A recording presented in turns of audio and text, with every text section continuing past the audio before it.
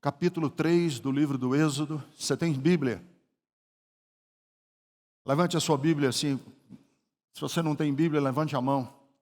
Diga: Senhor, estou pronto para ouvir a tua voz. Fala ao meu coração. Enche de graça o meu viver. Transforma a minha caminhada para a glória de Jesus. Amém. Êxodo capítulo de número 3.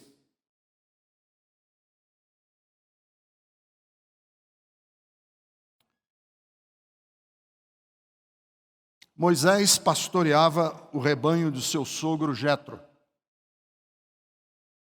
que era sacerdote de Midian. Um dia ele levou o rebanho para o outro lado do deserto e chegou a Horebe, o monte de Deus. Ali o anjo do Senhor lhe apareceu numa chama de fogo, que saía do meio de uma sarça. Moisés viu que, embora a sarça estivesse em chamas, o fogo não consumia a sarça. Que impressionante, pensou. Por que a sarça não queima? Vou ver isso de perto. O Senhor viu que ele se aproximava para observar, e então, do meio da sarça, Deus o chamou: Moisés, Moisés. Eis-me aqui, respondeu ele. Então disse Deus: não se aproxime. Tire as sandálias dos pés, pois o lugar em que você está é terra santa. Disse ainda: eu sou o Deus de seu pai, o Deus de Abraão, o Deus de Isaque e o Deus de Jacó. Então Moisés cobriu o rosto, porque estava com medo de olhar para Deus.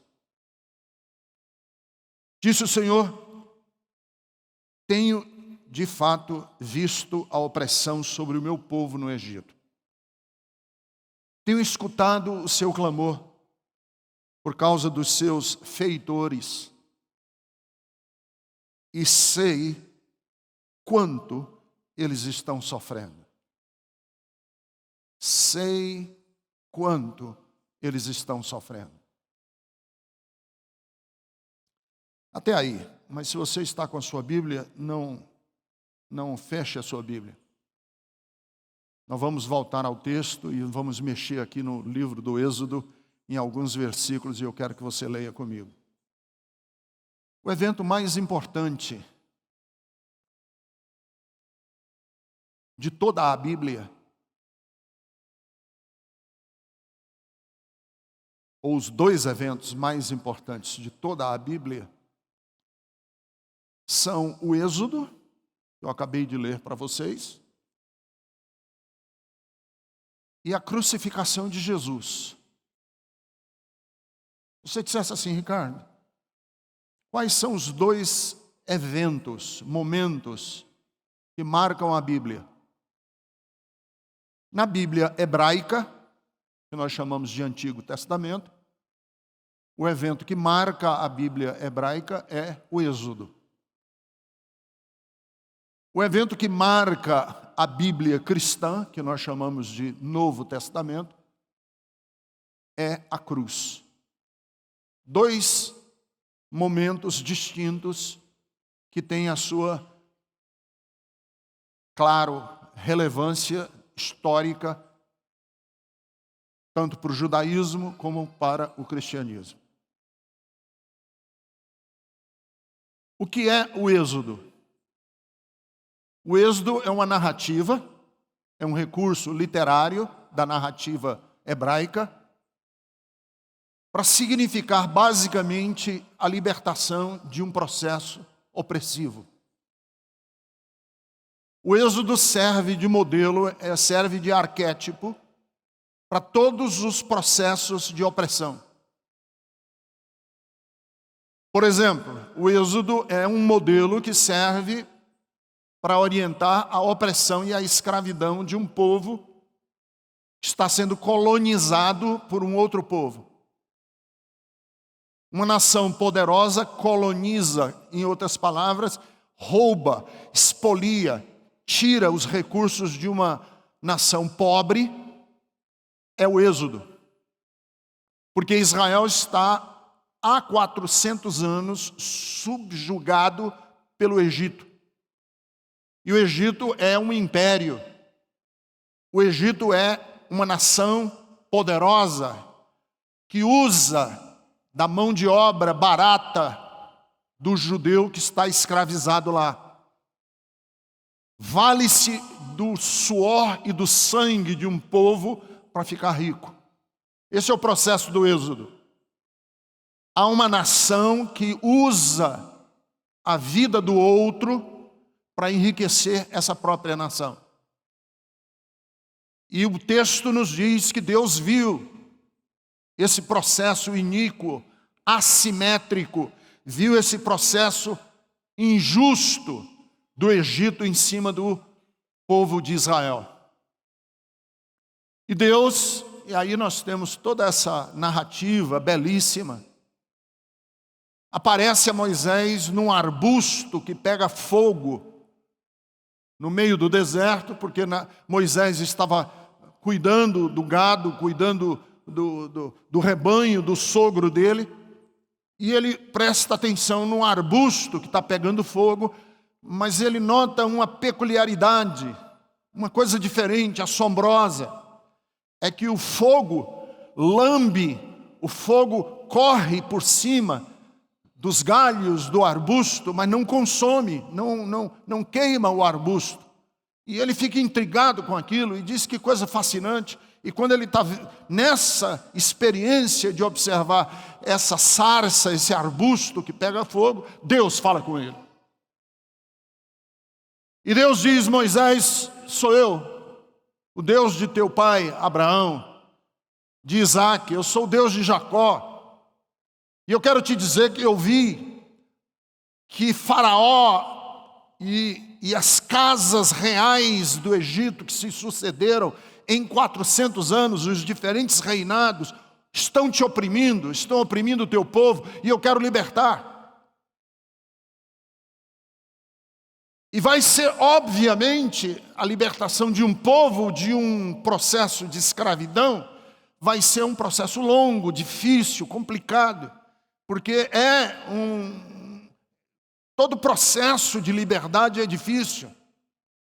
Todo processo de libertação é difícil.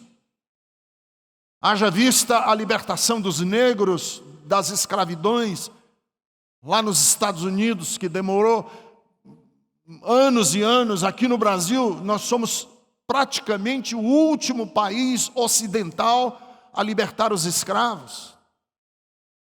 Fomos os últimos países.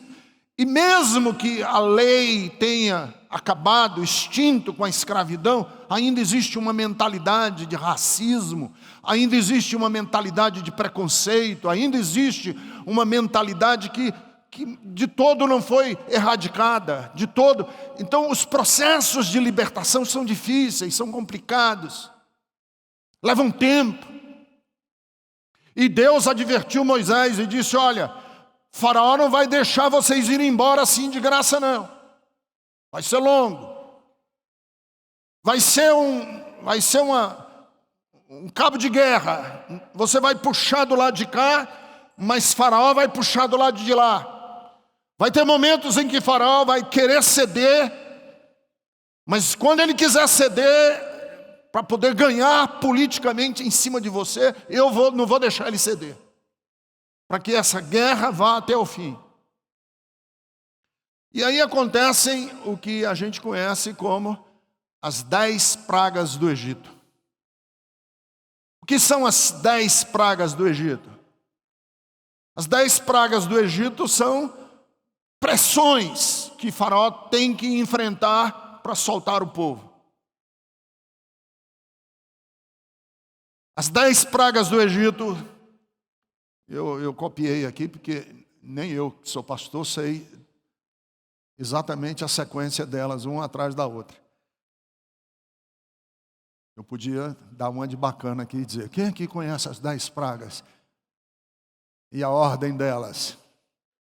Mas nem eu sei. A primeira praga, as águas foram convertidas em sangue. Toda a água do Egito se transformou em sangue. E os rios foram contaminados. Essa é a primeira praga. A segunda praga é que houve uma infestação de rãs. Surgiram rãs de todos os lugares, sapos. Quem tem medo de sapo? Perereca.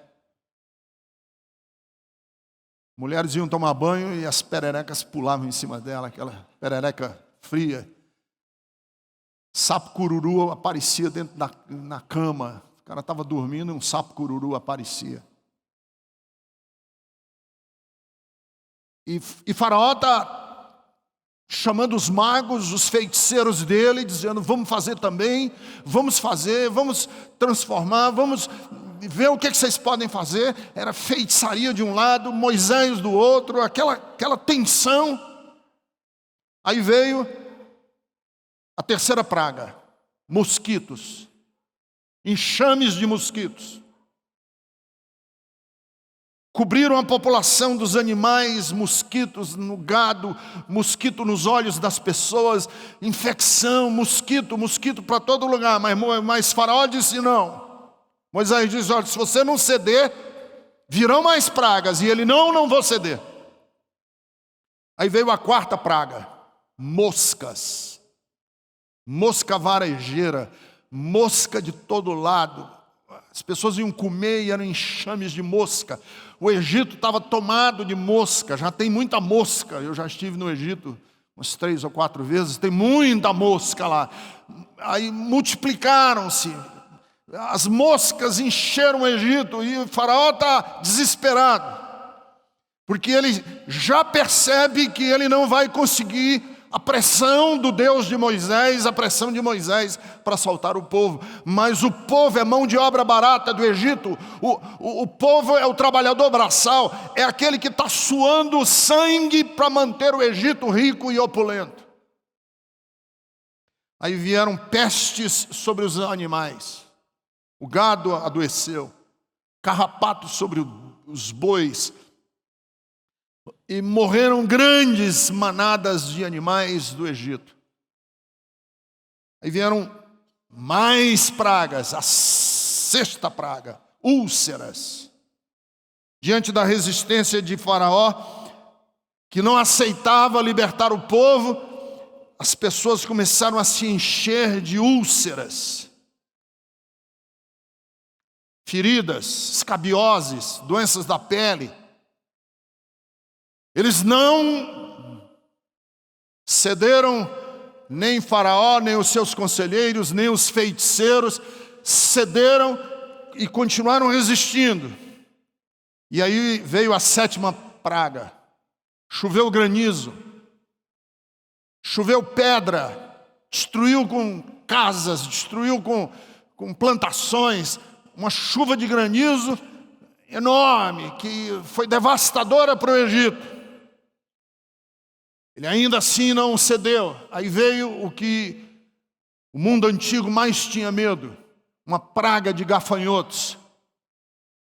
Uma verdadeira nuvem de gafanhotos cobriu o céu do Egito e destruiu com a plantação de trigo. Era prenúncio de grande fome. Ele não cedeu. Vieram noites desproporcionais, trevas. O céu do Egito se encheu de trevas. Talvez nuvens cobriam por dias e dias e ninguém via o céu. Não cedeu. E aí aconteceu a 10ª e última praga. O primogênito filho primeiro de cada família do Egito morreu. E aí, nesse embate, nessa última praga, quando tocou nos filhos do Egito, quando mexeu com a família, e aí Faraó cedeu e disse: eu vou deixar o povo ir embora.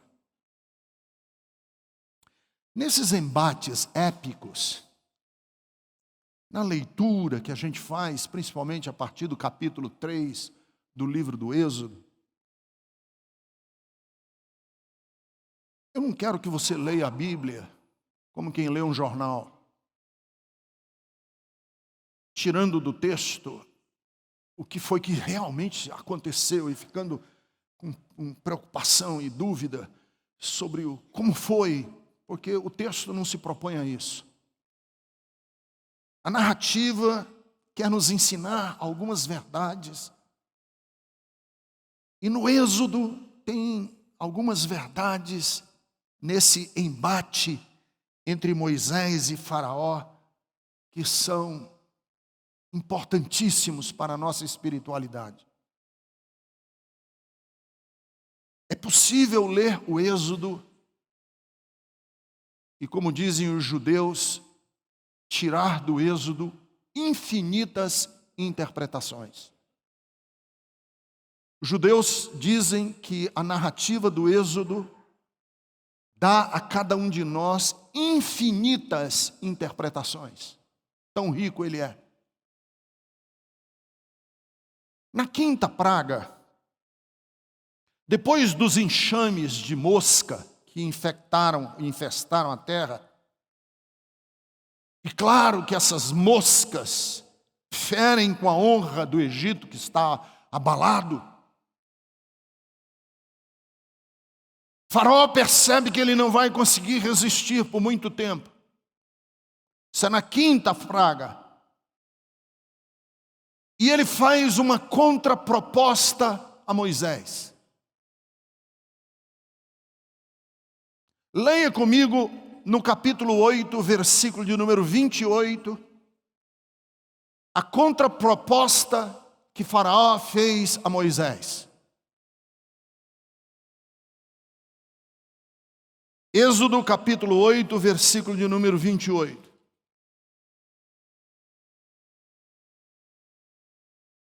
Disse Faraó: eu os deixarei ir, oferecer sacrifícios ao Senhor, mas não se afastem muito.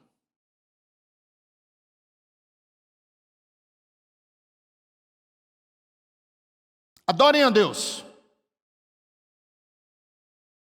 Eu vou deixar vocês prestarem culto ao Deus de vocês. Só uma condição: não vão longe demais. Não se afastem muito. Adorem a Deus, mas não precisa ir de cabeça no projeto. Vão e voltem. Olha, a proposta de Faraó, em outras palavras, é a seguinte: tá bom, eu deixo vocês adorarem a Deus, mas não precisa de radicalismo. Vocês não precisam ser radicais nesse processo. Adorem a Deus, mas não precisa ser muito. Essa proposta de Faraó é uma proposta que está colocada diante de nós hoje. Existem faraós espalhados pelo mundo que estão fazendo essa proposta para nós, os cristãos, hoje. Tudo bem, seja um cristão, mas não precisa muito. Não precisa ir muito longe. O que você quer de Deus? Bom, o que eu quero de Deus é um pouco de Deus, eu não quero muito. Faraó diz: vão, adorem a Deus, mas não se afastem muito. Não entrem de cabeça nesse projeto. Sejam mais esporádicos. E eu quero fazer essa pergunta para você hoje. Faraó tem feito essa proposta para você? Faraó fez essa proposta já para você? Não, tudo bem, eu sou de Jesus, eu só não quero ser demais. E a minha pergunta para você hoje de manhã é: o quanto de Deus você quer? O quanto de Deus você deseja para a sua vida? Pastor Ricardo, eu desejo de Deus só um punhado, não quero muito. De Deus eu só quero o suficiente para quando eu estiver em apuros, eu possa sussurrar uma breve oração. Eu não quero muito de Deus. De Deus eu só quero um pouquinho, para eu me sentir seguro de que não preciso fazer mais do que eu já faço. Tá bom assim, eu vou à igreja ocasionalmente. Tá bom assim, eu não atrapalho a vida de ninguém. Tá bom assim, eu não cometo os pecados que os outros cometem frequentemente. Tá bom assim, para que eu preciso mais de Deus? E Faraó está dizendo: tudo bem, ótimo que você esteja nessa condição. Israel pode ir adorar a Deus no deserto, mas não vá muito longe não. Fique aqui nas cercanias do Egito, fique aqui perto de mim.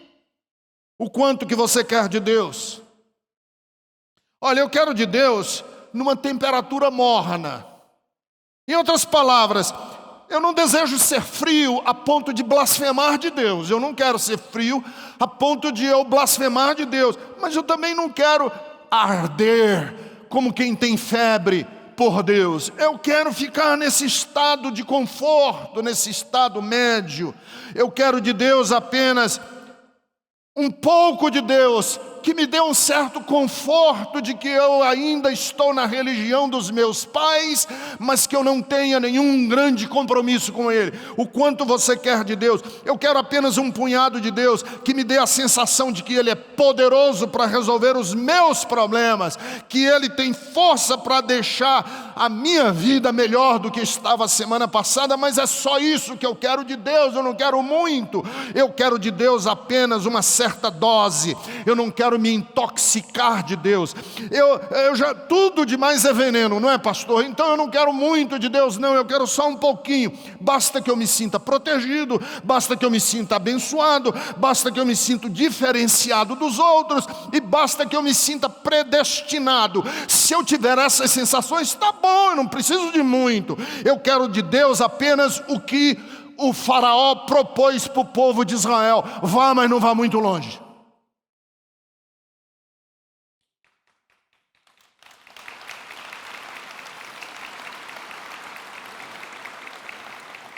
Eu sei que as palmas foram hesitantes, mas tudo bem.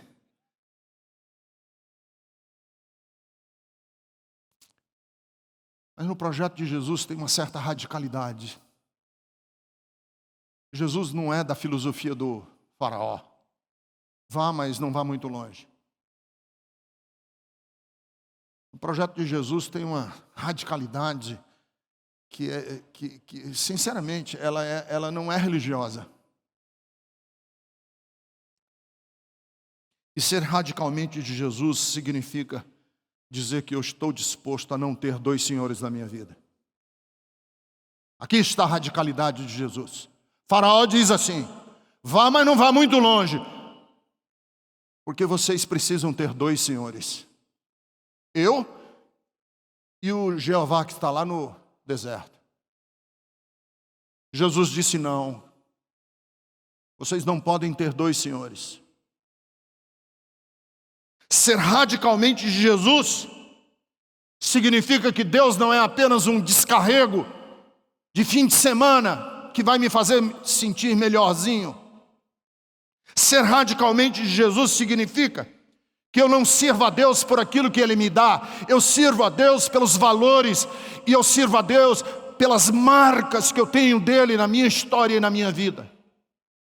Eu não sirvo a Deus apenas a uma certa distância no deserto. Vá, mas não vá muito longe. Não.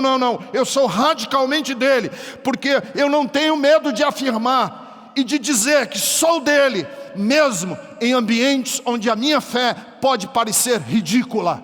Eu tenho coragem de dizer eu sou dele, porque ele disse: aquele que me negar diante dos homens, eu o negarei diante do meu Pai que está nos céus. Eu sou radicalmente dele, porque eu levo a sério, sim, as experiências do transcendente. Deus tocou na minha vida. Eu sou um homem marcado por Deus. Eu não sou apenas intelectualmente convencido das verdades do Evangelho. Eu não deduzi Deus pelo método dedutivo da lógica filosófica. Eu fui marcado pelo poder de Deus na minha história. E eu tenho experiências com Deus. E essas experiências com Deus me fazem nunca dizer, jamais poder dizer, isso tudo foi uma invenção da minha cabeça. Ser radicalmente de Jesus. Por isso é que Faraó disse: vão, porque o religioso ele só vai a uma certa distância, enquanto lhe é conveniente. Mas eu digo para Jesus: Senhor, a minha experiência contigo é radical. Por isso eu coloquei a mão no arado. E não vou olhar para trás, eu vou até o fim. Ser radicalmente dele significa que eu não vou colocar minha alma à venda por fama, por sucesso e por riqueza. Sou radicalmente dele. Porque se 10 leprosos foram curados por ele, o leproso que agradeceu tem o meu nome.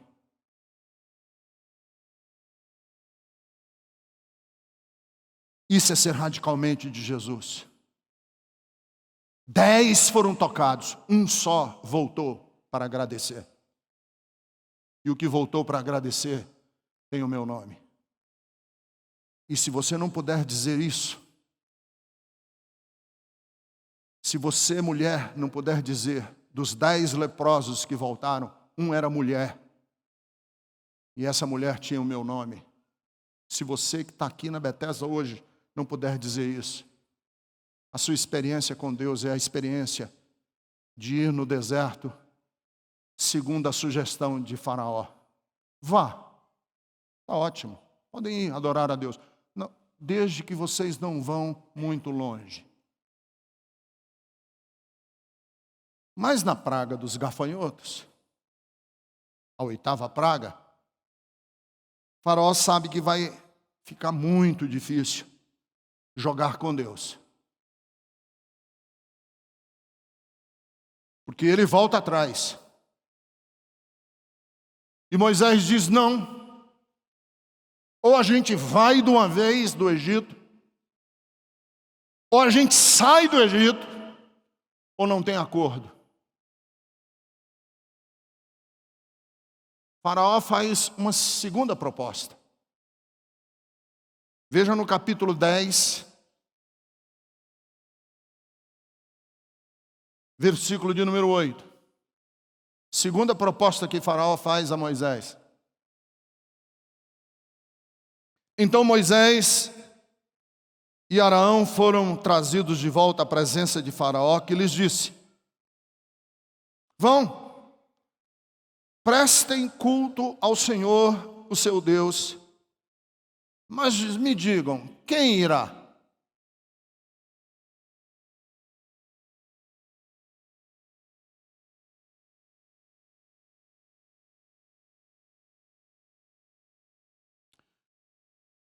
Vão os homens, mas ficam as mulheres e as crianças.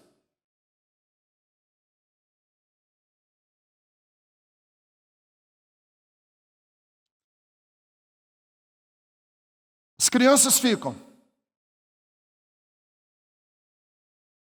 Moisés disse: não, ou vai todo mundo ou não vai ninguém.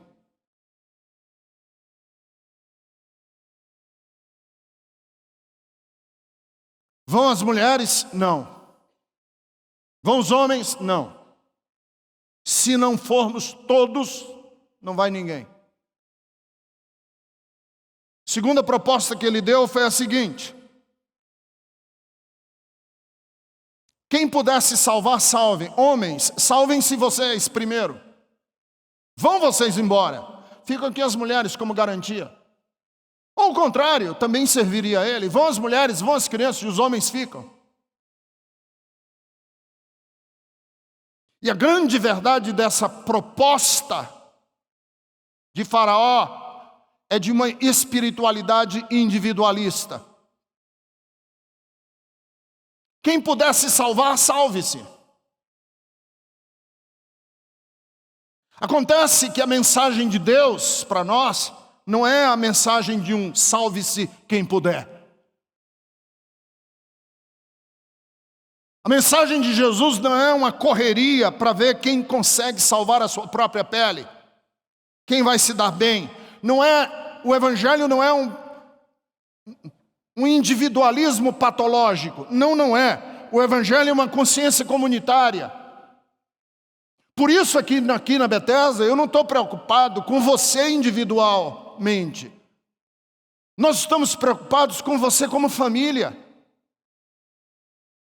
Vão as crianças, vão os velhos, vão as mulheres, ficam os homens. Não serve essa proposta. Então vão os homens, vão e as mulheres e as crianças. Não, também não serve essa proposta. Ou vai todo mundo ou não vai ninguém. Porque o evangelho é consciência comunitária. Não adianta você ganhar dinheiro e perder os seus filhos.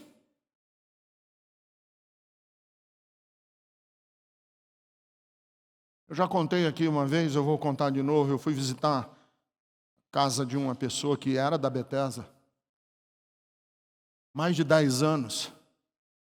Uns 15 anos que ele não aparecia. Mas a gente tinha uma relação de amizade fora a igreja. Eu fui visitá-lo na casa dele. Conheci as crianças, eram pequenininhas. Quando voltei lá na casa dele, os meninos já eram homens. 18, 19, 20 anos. E um deles, rapagão de 17, 18 anos, entrou na sala, me viu conversando com o pai. O pai era neto de pastor, filho de um dos líderes de uma igreja forte aqui em São Paulo, crescido na igreja, na escola dominical. O rapagão entrou na sala, olhou assim, olhou para mim, conversando com o pai, e disse: pai, esse é o padre que o senhor disse que ia visitar a nossa casa hoje? Nada contra os padres. Eu não estou criticando o padre. Eu estou criticando é que o menino estava tão longe, que ele não sabia mais a diferença entre um padre e um pastor. E ele olhou comigo assim com a cara bem perplexa e disse assim: pastor, nós estamos longe aqui na nossa casa, né? Eu digo: estamos muito longe.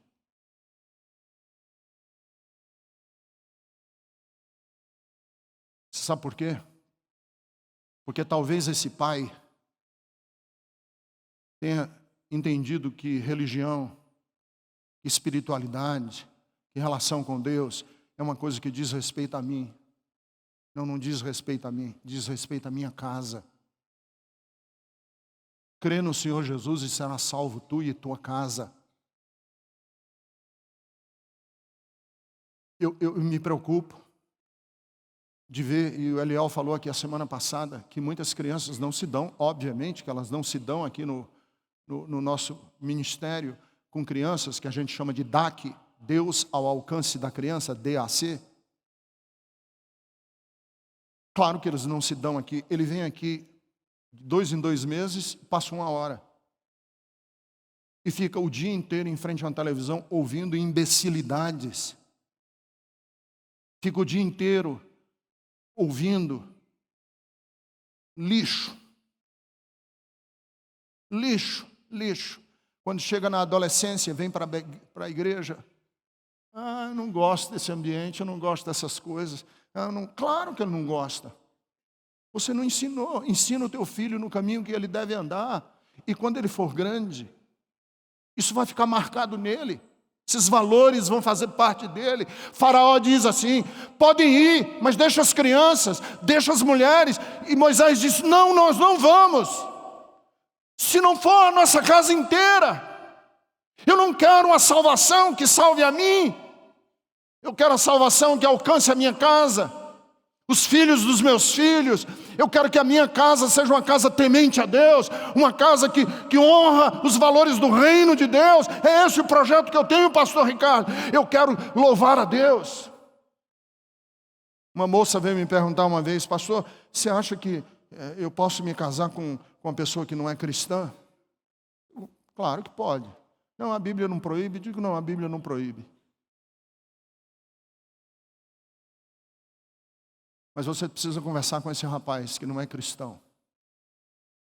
Se ele está disposto a casar com uma moça que é do Senhor Jesus. Não é o contrário. É se ele está disposto a casar com alguém que tem compromisso com Deus e que vai até o fim.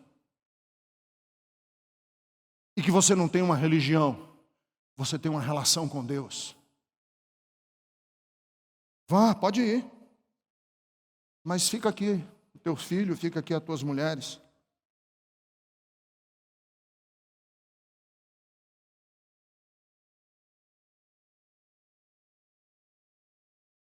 Na praga das trevas, quando o Egito se cobriu de trevas, Faraó teve medo de novo. Ele não estava disposto a deixar o povo ir embora. E aí no capítulo 10, versículo de número 24, ficou claro que para Faraó era uma questão de tempo, que ele ia perder tudo. E ele fez uma proposta, no mínimo tentadora. Veja no capítulo 10, versículo de número 24.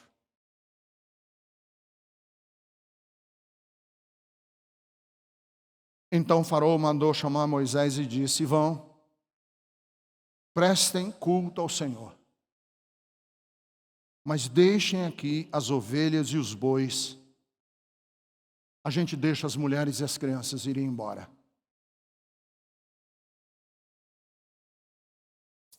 Que é essa proposta? Vão, podem prestar culto a Deus. Tá bom, as mulheres e as crianças vão também. Mas vocês deixam comigo a riqueza de vocês. Os bois, as ovelhas. Mas o dinheiro deixa comigo. E Moisés respondeu a Faraó dizendo: não, o que nós temos é de Deus. Riqueza, nós não vamos deixar nas tuas mãos. Nós não vamos deixar os nossos bois, as nossas propriedades nas tuas mãos. É de Deus. Porque é aqui, assim, Deus tem o meu coração, Deus não tem o meu bolso. Deus tem o meu coração, Deus não tem o meu bolso. Pastor, eu deixo você falar para mim no que diz respeito a valores espirituais. Questão de dinheiro, eu não confio em você, pastor. Nunca sei se esse pastor aí não é um trambiqueiro. Eu nunca sei se esse pastor é mentiroso. Espera aí um instantinho. Você nunca sabe se eu sou mentiroso? Então como é que você confia a mim instruções para a sua alma, para o seu destino eterno? Ou nós convertemos os nossos bolsos, ou o nosso culto é o culto proposto por Faraó. Ou nós entendemos a lógica da mordomia cristã. O que é mordomia cristã? Eu sou um mordomo, eu sou um cuidador, eu sou um administrador. Essa riqueza não é minha, essa riqueza é de Deus. Deus colocou nas minhas mãos e eu sou apenas um administrador daquilo que Deus colocou nas minhas mãos. Porque eu não adoro a Deus apenas de boca, eu adoro a Deus com tudo que tenho, a minha casa, os meus valores, também financeiros e econômicos. Ou é assim, ou é uma religião proposta por Faraó. Tá bom, eu deixo as mulheres e as crianças irem.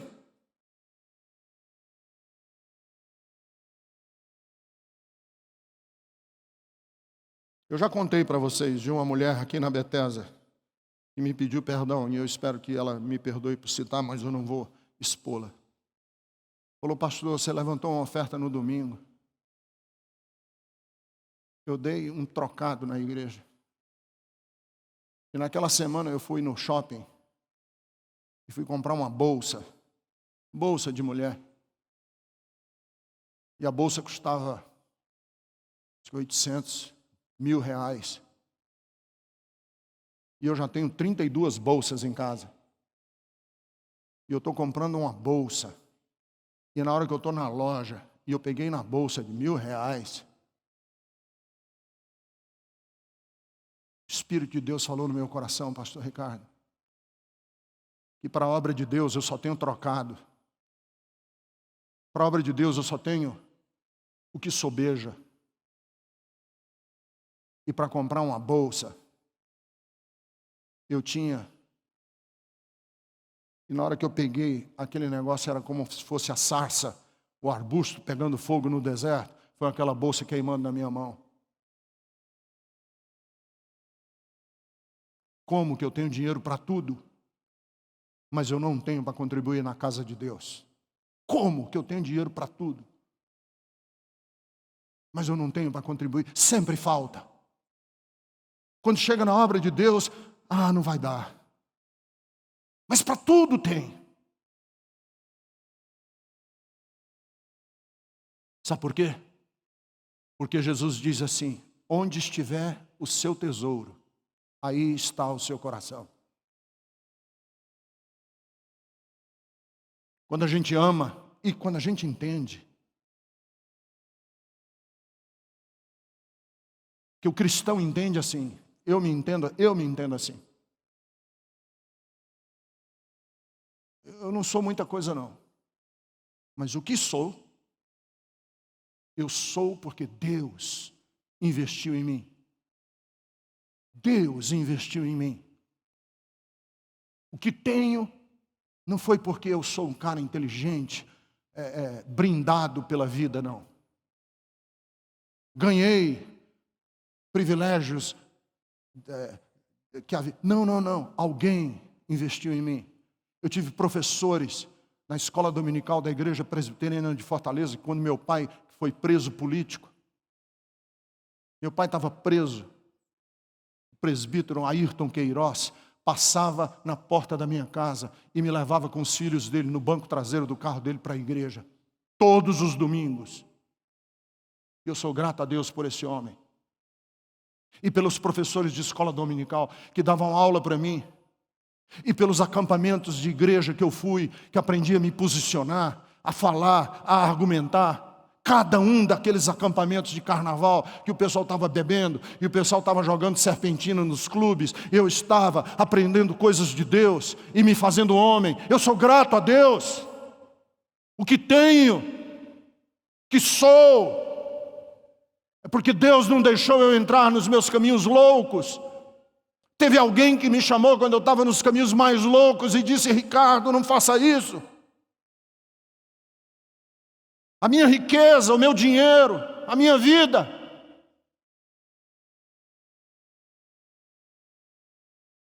Meu dinheiro não é de Faraó. A minha riqueza não vai ficar na mão de Faraó.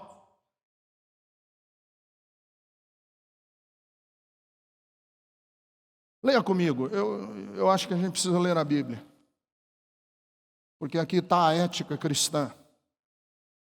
2 de Coríntios, capítulo de número 9. 2 de Coríntios, capítulo de número 9.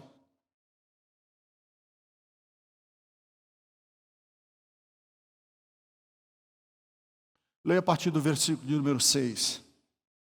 2 de Coríntios 9, versículo 6.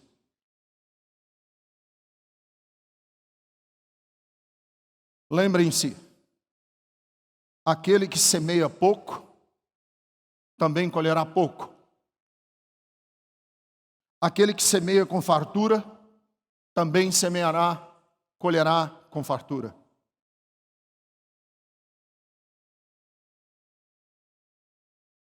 Cada um dê conforme determinou no seu coração, não com pesar ou por obrigação, pois Deus ama quem dá com alegria.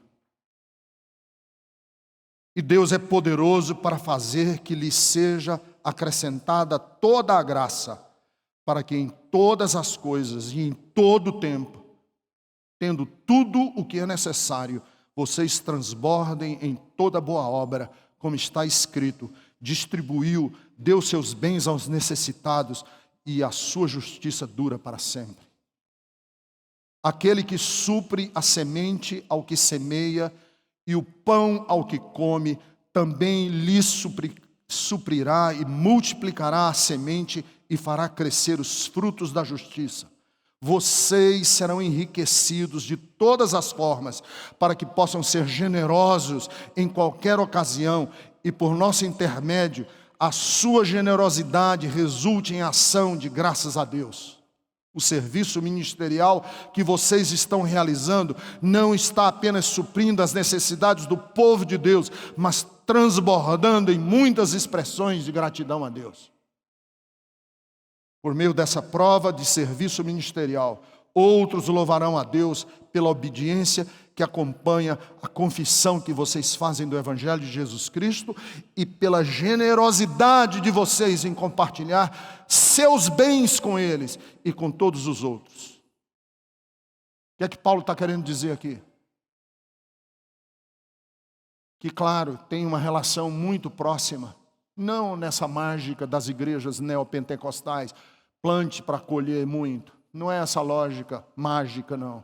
É outra.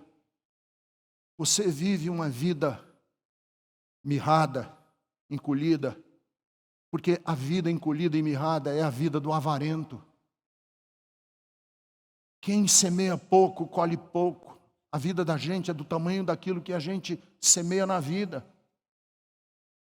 A pessoa nunca semeou nada. Você não tem tempo para nada a não ser você mesmo. Por isso o seu universo é pequeno. E não é a questão só de dinheiro, não. É a questão de como você enxerga aquilo que você tem.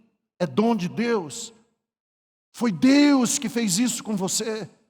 Você reconhece que foi Deus que promoveu a sua vida até onde você está.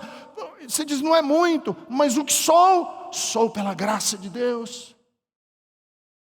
Ou você é uma pessoa que tem uma outra lógica. Tá bom, tudo bem, eu dou a Jesus o meu coração, mas deixa que da minha carteira e do meu talão de cheque cuido eu. Essa é a atitude que muitas vezes nós temos, porque essa é a atitude do faraó. E nós precisamos hoje, para desenvolvermos uma espiritualidade viva, reconhecer essas 3 propostas de faraó. Vão, pode ir, mas não vão muito longe. Segundo, vão, mas as mulheres e as crianças ficam. Não, podem ir, vão, mas a riqueza deixa aqui, fica aqui. A riqueza a gente põe na conta do shopping. A riqueza a gente põe na conta da casa lotérica. A riqueza a gente põe nas nossas despesas de balada. Deixa que a gente cuida dessa parte. E o Espírito de Deus está chamando e dizendo quem?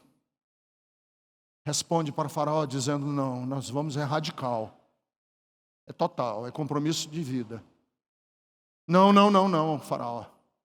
Se não for minha casa, se não forem os meus, eu não quero ir sozinho. É um projeto comunitário. Não, faraó. Ninguém pode servir a Deus e a Mamon, porque vai desagradar um e agradar o outro. o que temos e o que somos, temos e somos para a glória de Deus.